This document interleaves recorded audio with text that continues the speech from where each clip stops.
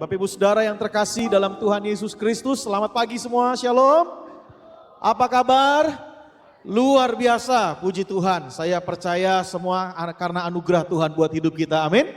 Senang sekali bisa kembali ke tempat ini ya. Jadi ini kali yang kedua di tahun ini ya. Jadi waktu lalu kayaknya di bulan Januari atau Februari saya lupa ya. Pokoknya ke tempat ini dan saya senang sekali bisa kembali ke tempat ini melihat semua saudara wajahnya bersuka cita, semua dalam keadaan baik. Tuhan Yesus menyertai setiap kita, amin. Nah saudara, hari ini gereja ini punya tema sepanjang 1 bulan bicara tentang karakter Kristus. Katakan sama saya, karakter Kristus. Karakter Kristus, ya.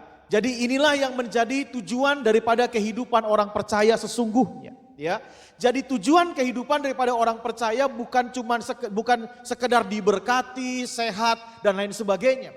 Tetapi tujuan utama saudara menjadi orang yang percaya dan tujuan utama daripada saudara ditebus oleh Tuhan Yesus Kristus adalah supaya saudara dan saya bertumbuh memiliki karakter Kristus.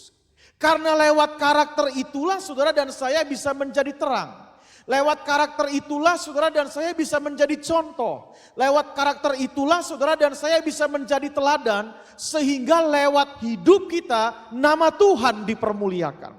Sehingga lewat hidup kita ada banyak jiwa-jiwa yang dimenangkan bagi hormat dan kemuliaan nama Tuhan. Itulah yang Tuhan inginkan dari kehidupan saudara dan saya. Nah hari ini saya akan bahas tentang kesabaran, tentang sabar. Kalau kita bicara soal sabar saudara, kata ini atau sifat ini seringkali kita ucapkan, betul enggak ya? Sabar. Kalau nasihatin orang kita paling bisa, sabar. Paling gampang ngomong kalau ada orang gimana-gimana, jawaban kita udah sabar aja, gampang. Sabar itu paling gampang diucapkan, tapi sukar untuk dilakukan, betul enggak? Bahkan ada orang yang berupaya supaya anaknya sabar, sampai nama tokonya dikasih toko sabar, saudara. Supaya pengen anaknya sabar karena dia nggak sabar. Tetapi sekalipun nama tokonya toko sabar, anaknya belum tentu sabar. Kenapa? Karena sabar itu bukan simsalabim. Sabar itu bukan saudara ditumpang tangan, Pak Pendeta tolong tumpang tangan kepala saya Pak supaya saya bisa sabar. Enggak gitu sabar itu. Pak Pendeta tolong urapin saya Pak pakai minyak 2,5 liter Pak biar saya bisa sabar. Enggak gitu. Sabar itu harus lewat proses. Amin. Jadi bukan simsalabim, memang harus bertumbuh dalam kesabaran. Itu makanya lagu tadi bagus banget dibilang gini, disempurnakan selalu. Itu bicara soal proses, enggak langsung sempurna tapi disempurnakan selalu. Saudara dan saya disempurnakan selalu. Firman Tuhan berkata, hendaklah kamu sempurna sama seperti Bapamu di sorga adalah sempurna. Jadi kita mengalami proses lepas proses dalam kehidupan ini supaya kita memiliki karakter Kristus. Dan karakter itu salah satunya adalah sabar. Bilang kiri kanannya, sabar. Tepuk tangan buat Tuhan kita, haleluya. Bisa slide berikutnya, apa sih sabar? Nah kan kadang-kadang kita cuma ngomong sabar, kita nggak tahu sabar itu apa ya. Sabar itu saya lihat dalam Kamus Besar Bahasa Indonesia, definisi sabar di situ dikatakan kata sabar menurut Kamus Besar Bahasa Indonesia adalah sabar adalah tahan dalam menghadapi cobaan. Sabar itu tidak lekas marah. Jadi tahan menghadapi cobaan, tidak lekas marah, tidak lekas putus asa. Itu sabar, ya. Jadi sabar itu bukan bicara soal marah saja, bukan emosi saja, tapi juga tidak lekas putus asa, tidak lekas patah hati. Artinya benar-benar tidak semangat dalam kehidupan dan tabah. Itulah sabar. Kata sabar berasal dari bahasa Arab yang artinya asabru, yang berarti menahan diri dari segala keluh kesah. Itulah sabar. Jadi kalau kita ketemu orang yang kerjaannya mengeluh terus, berarti dia nggak sabar, betul nggak? Ya. Dari kita ketemu orang yang sukanya komplain terus, berarti dia nggak sabar. Nah, saya menemukan begini, bisa slide berikutnya. Saya menemukan begini, ya. Sabar itu bukan tentang berapa lama kita bertahan saat menunggu. Ya. Sabar itu bukan tentang berapa lama kita mampu bertahan saat kita menunggu. Tetapi sabar itu merupakan seberapa baik kita bersikap selama menunggu. Jadi saya ulangi sekali lagi ya, sabar itu bukan tentang berapa lama kita bisa bertahan selama kita menunggu, bukan soal itu. Ya, tapi sabar itu seberapa baik kita bersikap selama kita menunggu. Katakan gini, ini kan kebaktian nih, ya. Saudara kan pasti nanti ya ada waktunya kita selesai beribadah, betul nggak? Kan? Nggak selamanya kita di sini terus, kapan saya pulangnya kan? Ada waktunya kita selesai beribadah. Nah, kalau orang yang sampai selesai beribadah, sampai doa berkat, langsung kita bilang, wah, dia orang yang sabar. Kenapa? Bayangkan di ibadah dari mulai jam 9 sampai setengah 11 dia tetap di sini. Dia orang yang sabar. Belum tentu. Siapa tahu selama saya khotbah matanya ngelihat jam terus, saudara. Kapan selesainya ini? Ya, kapan beresnya ini? Terus saya lagi khotbah, langsung orang-orang udah mulai aneh-aneh ya. Kalau zaman dulu waktu saya masih remaja udah mulai nggak sabar, saudara, mulai gambar wajah pembicaranya. Dulu kan suka digambar-gambar wajah pembicaranya, suka nulis-nulis hal-hal yang macam-macam. Nah, kalau zaman sekarang mungkin udah konsentrasinya udah hilang, udah buka handphone, yang dibuka bukan lagi Alkitab ya, udah sosial media, berita-berita yang dilihat. Nah, itu udah nggak sabar. Walaupun dia bisa selesai sampai akhir ibadah, tetapi tidak mengeluarkan sikap yang baik selama beribadah, itu berarti dia belum sabar. Amin. Ada suami ketemu temannya, gile ya, sabar bener lu ngadepin istri lu. Wah. Udah berapa lama menikah? Udah 30 tahun. Wah, sabar kamu ya. Belum tentu. Siapa tahu di hatinya, kapan Tuhan jemput dia? Kapan Tuhan jemput dia? Nah, ini enggak sabar sekalipun 30 tahun. Yang mengerti katakan amin. Nah, gitu. Bukan soal berapa lama, bukan. Tapi selama kita menunggu itu, selama kita ada di proses itu, adakah sikap yang baik? Seberapa banyak sikap yang baik yang kita keluarkan selama kita ada dalam proses itu. Kalau kita mengeluarkan sikap yang baik selama kita ada dalam proses itu baru dikatakan sabar. Kalau cuma menang-menangan waktu, itu belum tentu sabar. Apalagi tidak mengeluarkan sikap yang baik dalam kehidupan. Nah, saudara, kenapa sabar itu penting sebagai kita sebagai orang percaya? Slide berikutnya. Yang pertama, kesabaran itu merupakan bagian daripada buah roh. Dia di situ kan dikatakan Galatia pasal yang kelima ayat 22 sampai 23. Tetapi buah roh ialah kasih, sukacita, damai sejahtera. Baca 1, 2, 3. Kesabaran, terus kemurahan, terus kesetiaan, terus kelemah lembutan, terus penguasaan diri. Tidak ada hukum yang menentang hal-hal itu. Jadi karena sabar itu adalah buah roh, maka begini, kalau saudara percaya saudara penuh dengan Roh Kudus, maka buah itu akan lahir dengan sendirinya. Ya, artinya begini, kalau saudara bertumbuh secara rohani, bertumbuh atau rohani saudara sehat, ya, amin. Rohani saudara apa? Sehat. Karena yang sehat ini kan, hidup ini kan gak cuma jasmani, ya. Hidup ini juga ada kehidupan rohani, ya. Tanda dari kehidupan jasmani yang sehat adalah senang makan, betul enggak? Ya, punya selera makan. Nah itu, orang tuh kalau jasmaninya sehat pasti dia punya selera makan. Kalau dia sehat, kalau dia sakit, biasanya mendadak yang hilang adalah selera makannya hilang. Ya, kalau saya kebanyakan selera makan, haleluya ya, nggak bercanda ya. Demikian juga rohani. Kalau rohani kita sehat, kita punya selera makan. Makan apa Pak? Makan firman. Makan apa Pak? Makan melakukan kehendak Allah. Makan apa Pak? Makan supaya kita bertumbuh memiliki karakter Kristus. Nah kalau kita nggak punya selera makan makanan rohani, udah. Artinya saudara dan saya mesti berubah. Ada sesuatu yang perlu dibaharui di kehidupan rohani kita. Ya, supaya kita bisa terus bertumbuh di dalam Tuhan. Kalau kita tidak punya selera makan makanan rohani, maka nggak bisa disalahkan. Saudara akan mengalami kesulitan untuk menghasilkan buah. Yang mengerti katakan amin. Amin ya? Iya. Sulit menghasilkan buah. Bagaimana mau berbuah? Bertumbuh aja enggak. Betul enggak? Kalau kita enggak bertumbuh, kita enggak bisa menghasilkan buah. Kalau kita bertumbuh dengan baik, buah itu otomatis. Dia akan lahir. Dari mana? Dari proses pertumbuhan rohani kita. Yang mau sabar tolong angkat tangan tinggi-tinggi. Semua mau sabar ini. Ya udah saya khotbah jam 3 aja selesainya kalau gitu. Oh enggak ya. Semua mau sabar, amin.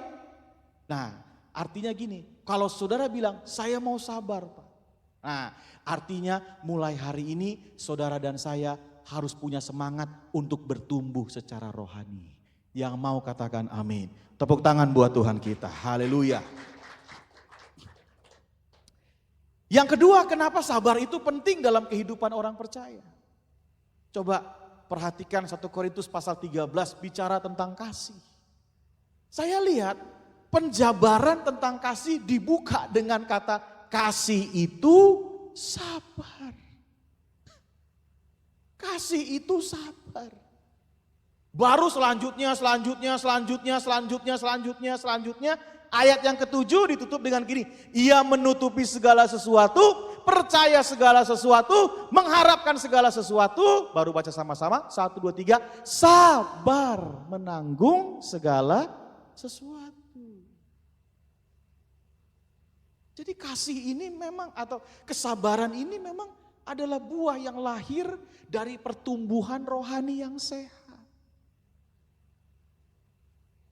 Ada orang punya tekad, pokoknya hari ini saya mau sabar, hari ini saya mau sabar. Ya sabarnya cuma hari itu.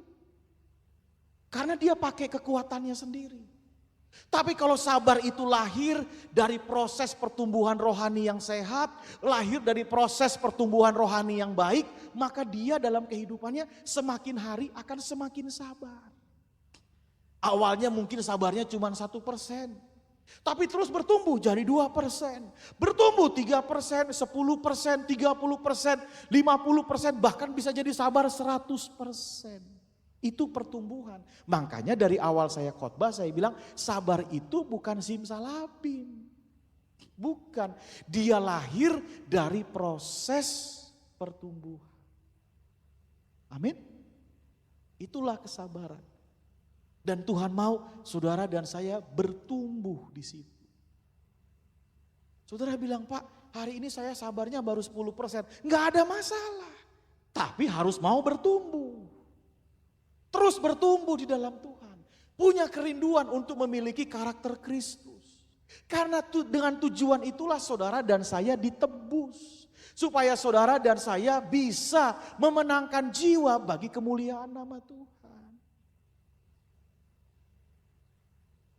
Saya mencatat hari ini ada 3 area di mana saudara dan saya harus membangun kesabaran. Yang pertama, sabar dalam menjalani proses hidup. Katakan sama saya, sabar dalam menjalani proses hidup. 1, 2, 3, sabar dalam menjalani proses hidup.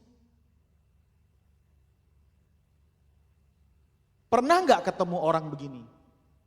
Pak, saya ini lagi diproses. Terus tahun depannya lagi ngomong yang sama lagi. Saya ini lagi diproses. Terus aja diproses, tapi nggak ada progres.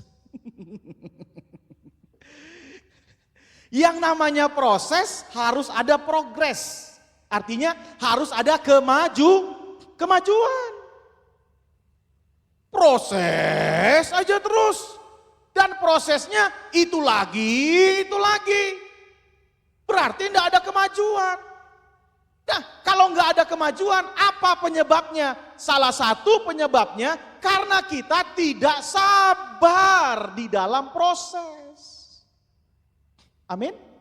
Kalau saudara sabar di dalam proses, saya percaya saudara akan melihat progres.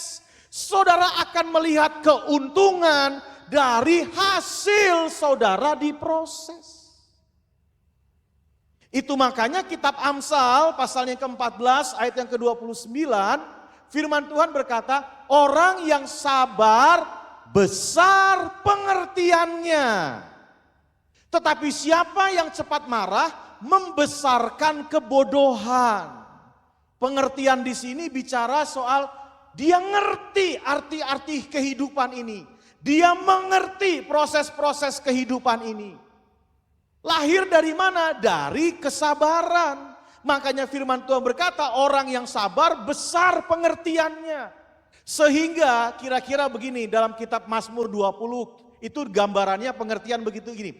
Sekarang aku tahu. Nah ini.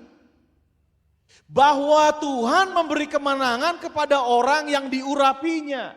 Katakan sama saya sekarang aku tahu. 1, 2, 3. Sekarang aku tahu. Tadinya belum tahu, tapi setelah lewat proses, dia sabar dalam proses, akhirnya dia bisa ngomong gini, sekarang saya tahu, sekarang saya ngerti. Nah itu orang kalau sabar, dia nggak cuma lihat progres, tapi dia mendapatkan pengertian, dia mendapatkan buah, dia menghasilkan buah dari proses hidup yang Tuhan izinkan terjadi dalam hidupnya. Kalau sabar, kalau enggak sabar ya kayak tadi selalu ngomong saya lagi diproses Tuhan, saya lagi diproses Tuhan, saya lagi diproses Tuhan, saya lagi diproses Tuhan, tapi enggak ada progresnya. Yang mengerti katakan amin. Kalau saudara mau sabar dalam proses, saudara akan jadi orang-orang yang melihat hasil daripada proses itu. Contoh Ayub. Diproses, diizinkan diproses Tuhan sedemikian rupa. Tapi lihat, begitu dia selesai proses, dia lihat buahnya kan, betul gak saudara? Dia lihat hasilnya dari proses yang Tuhan izinkan terjadi di hidup. Sehingga Ayub bisa berkata, dahulu hanya dari kata orang saja aku mengenal engkau. Sekarang betul-betul mataku sendiri bisa melihat dan bisa mengenal akan pribadi Tuhan, kira-kira begitu. Demikian juga dengan hidup kita. Kalau kita mengalami proses daripada Tuhan, kita sabar dalam melewati proses. Ingat, kembali lagi kepada poin yang pertama, sabar itu bukan lamanya waktu, betul? Tapi sikap yang baik yang kita keluarkan saat menghadapi proses. Waktu diproses, sikap yang kita keluarkan sikap yang baik dengan pengertian respon kita adalah respon yang benar, maka kita akan melihat hasil dari apa yang Tuhan izinkan terjadi dalam proses hidup kita. Yang mengerti katakan amin. Amin. Kalau dilihat dari wajah-wajahnya, kayaknya banyak proses ini, haleluya.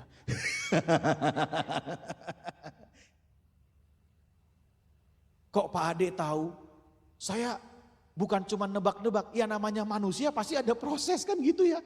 Iya, coba lihat wajah saya, pasti juga ada proses. Saya juga lagi ngalamin proses Tuhan di beberapa macam titik-titik kehidupan. Mungkin hari ini saudara lagi diproses soal keluarga. Ayo sabar, tunggu waktunya. Jangan bilang kapan selesainya sih ini Tuhan. Nah kalau udah kayak gitu berarti kita mulai gak sabaran tuh.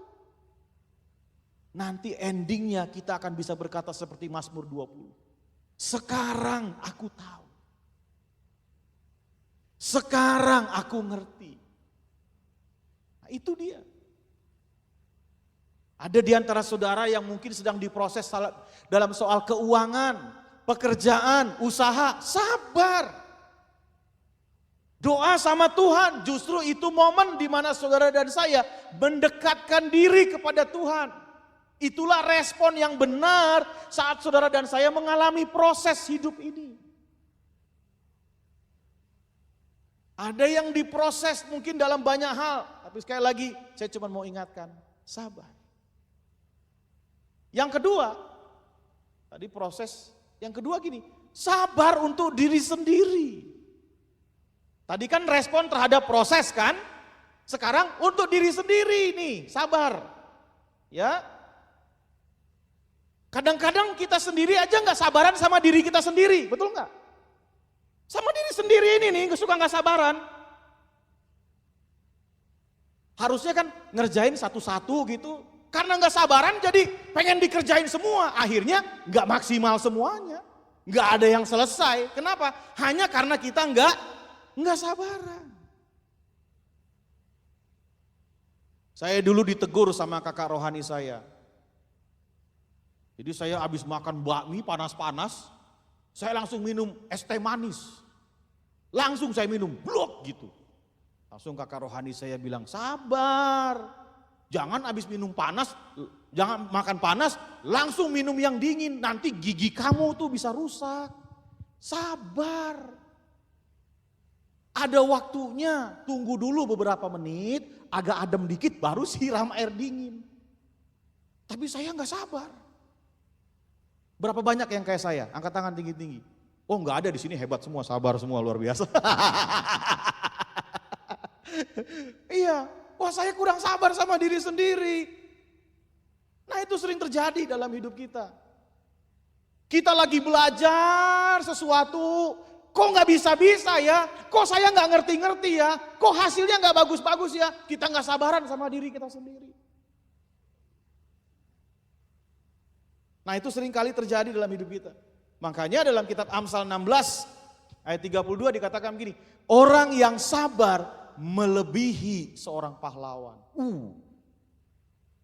Orang yang menguasai dirinya melebihi orang yang merebut kota.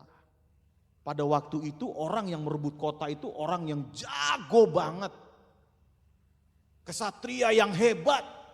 Tapi Amsal justru berkata, orang yang hebat itu adalah orang yang menguasai dirinya, yaitu orang yang sabar.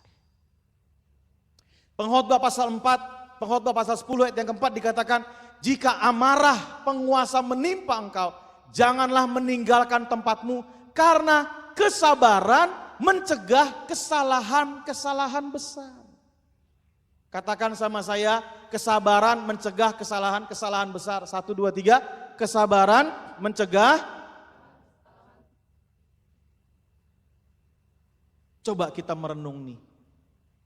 Berapa banyak hal-hal yang terjadi di hidup kita yang tidak mengenakkan terjadi hanya karena kita kurang sabar. Betul nggak?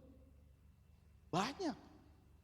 Aduh, seandainya saya nggak ngomong gitu ya, saya bisa sabar, saya bisa menahan diri saya untuk ngomong gitu, pasti hubungan saya dengan dia masih baik-baik saja. Hanya karena ucapan loh. Hanya karena kita mungkin malas menyodorkan tangan, akhirnya orang jadi tersinggung dan lain sebagainya. Aduh, seandainya saya bisa lebih sabar, saya bisa tahu, saya bisa menyodorkan tangan. Mungkin kejadiannya tidak seperti ini. Kadang-kadang banyak kesalahan-kesalahan dari kecil sampai besar terjadi hanya karena kita nggak bisa sabar sama diri kita sendiri. Yuk hari ini sabar sama diri sendiri. Latihannya dari mana Pak? Nah, latih hidup hari-hari. Dari makan, itu kan latih hidup hari-hari kan. Sabar. Jangan semua jadi satu. Masuk makan daging. Kadang kita masuk nih, daging kambing masuk, daging babi masuk, durian juga masuk bersamaan. Habis itu minum bir lagi masuk bersamaan. Kalau terus-terusan begini hidup saudara, catat nomor ambulan baik-baik di handphone saudara. Sabar, habis makan ini ya udah rem dulu, besok lagi, kapan lagi. Jangan semua ditumpuk jadi satu. Karena kita nggak sabar. Seringkali kesehatan terganggu. Kenapa? Karena kita nggak sabar sama diri kita sendiri.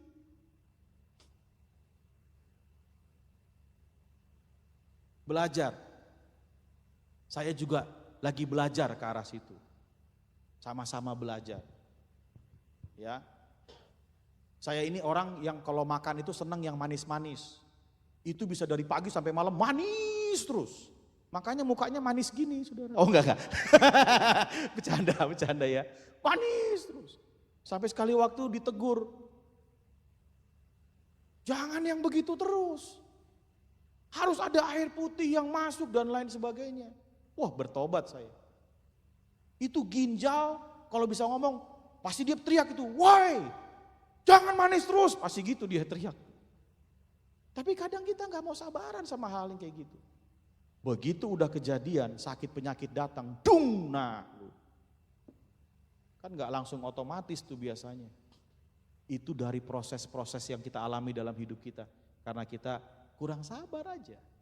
Kalau hari ini banyak yang manis-manis, besok-besok enggak usah. Kan gitu, tenang aja. Hari ini banyak makan daging yang merah, besok-besok makan daging putih misalnya. Besok-besok makan sayur-sayur. Itu sabar ya. Oke. Yang ketiga, sabar terhadap orang lain. Katakan sama saya, sabar terhadap orang lain. 1, 2, 3, sabar terhadap orang lain. Sabar dalam proses, sabar diri sendiri, sekarang sabar terhadap orang lain. Aduh. Saya dulu pernah ya, istri saya bantuin mertua saya buka toko. Ada karyawan baru direkrut, kamu datang jam 7 pagi ya kita buka toko. Istri saya datang sebelum jam 7. Jam 7 karyawan belum datang, istri saya yang buka sendiri, majang sendiri. Dia datang jam 8, saudara. Udah dipajang semua. Kita tutup jam 5 ya, jam 4 dia izin pulang. Aduh, ini mah sama aja bohong. Yang buka siapa, yang nutup siapa, tapi kita gaji. Langsung istri saya bilang, sabar. Ya harus ditegur juga yang kayak gini. Jangan cuma urut-urut dada, sabar. Anak ngelawan orang tua, sabar. Alkitab udah bilang harus anak itu menghormati orang tua, betul gak? Tegur sesuai firman Tuhan. Tapi jangan cuma negur, saudara juga harus jadi teladan dulu.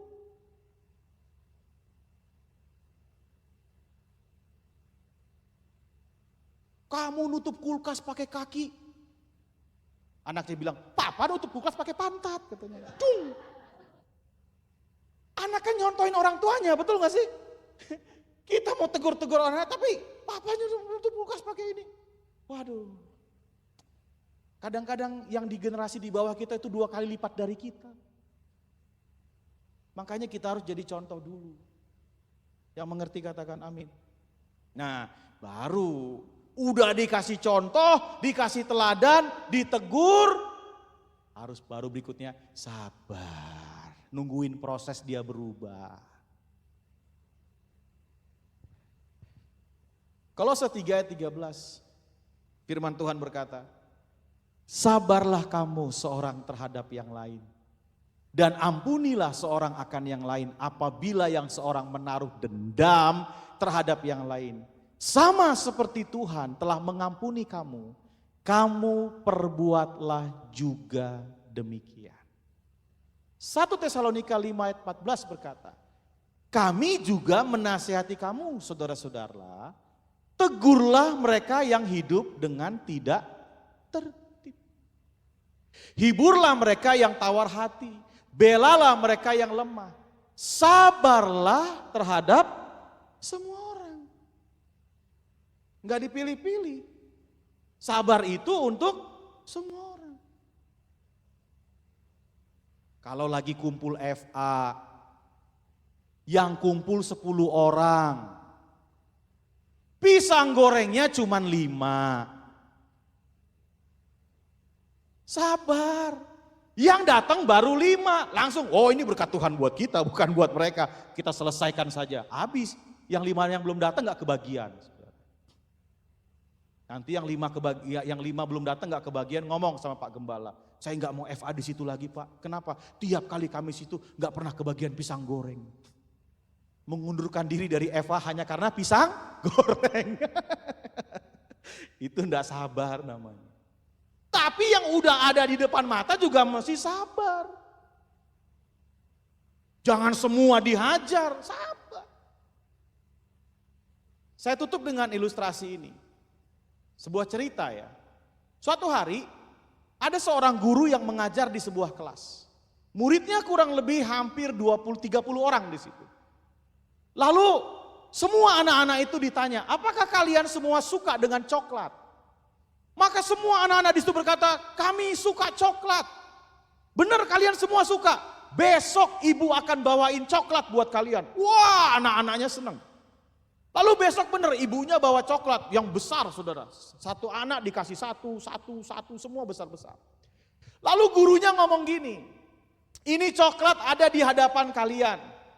Jangan dimakan sebelum ibu suruh makan. Jangan dimakan sebelum ibu bilang buka coklatnya untuk dimakan. Tolong ya, jangan disentuh. Lalu gurunya pergi, saudara. Begitu gurunya pergi, ditunggu 15 menit guru nggak balik. Anak-anak mulai gelisah, betul nggak? Makanan kesukaan dia ini. Buka enggak, mulai itu hitung kancing. Buka enggak. Temennya buka enggak. Jadi yang benar mana? Buka atau enggak? Aduh gimana ya? Buka enggak. 30 menit gurunya belum balik. Masih buka. Wow, makin lama itu kelas makin berisiknya luar biasa. Kenapa? Karena mereka bergumul, ini coklat enak yang mereka mau. Dan enggak boleh dibuka sebelum gurunya suruh buka. Ternyata selama 30 menit, beberapa dari mereka mulai runtuh pertahanannya. Ini mah kalau begini nggak bisa nih. Makan aja, makan. Akhirnya makan, saudara.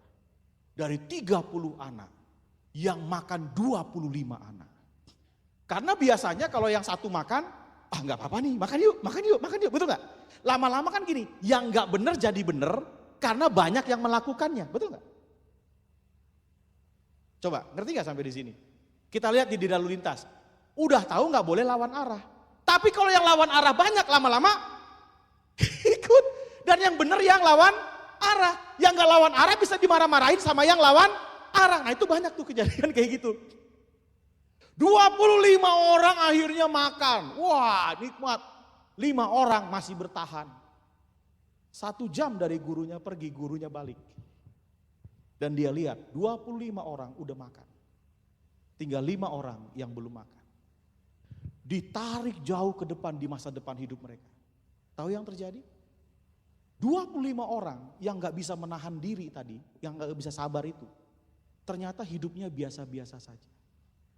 5 orang yang mampu menahan diri, ternyata kehidupannya dipenuhi dengan keberhasilan dan kesuksesan. Kenapa? Karena dia bisa sabar. Dia mampu mengendalikan dirinya. Dia mampu menahan dirinya. Dengar Bapak Ibu, kesabaran yang kita hasilkan hari ini, mungkin gak langsung berdampak sekarang, betul? Tapi akan berdampak di kehidupan, akan berdampak di masa-masa kita hidup di waktu-waktu ke depan. Mungkin kita berupaya untuk supaya nasihatin suami, nasihatin istri, supaya jadi benar, anak supaya jadi benar. Kita berupaya sedemikian rupa supaya mereka jadi benar. Tapi pada waktu kita sabar, kita mengeluarkan buah yang baik, mungkin nasihat itu udah gak keluar lagi. Tapi lama-lama istri, anak atau suami kita bisa berkata, saya mau dong ke gereja seperti kamu. Karena saya lihat kamu berbuah, karena saya lihat kamu berubah. Itu yang saya bilang berbuah kesabaran. Mulai hari ini yuk kita belajar sama-sama. Karena kita mau disempurnakan menjadi serupa dan segambar dengan Kristus. Yang mau sabar katakan amin. Tuhan Yesus memberkati kita semua. Tepuk tangan buat Tuhan. Mari bangkit berdiri bersama-sama.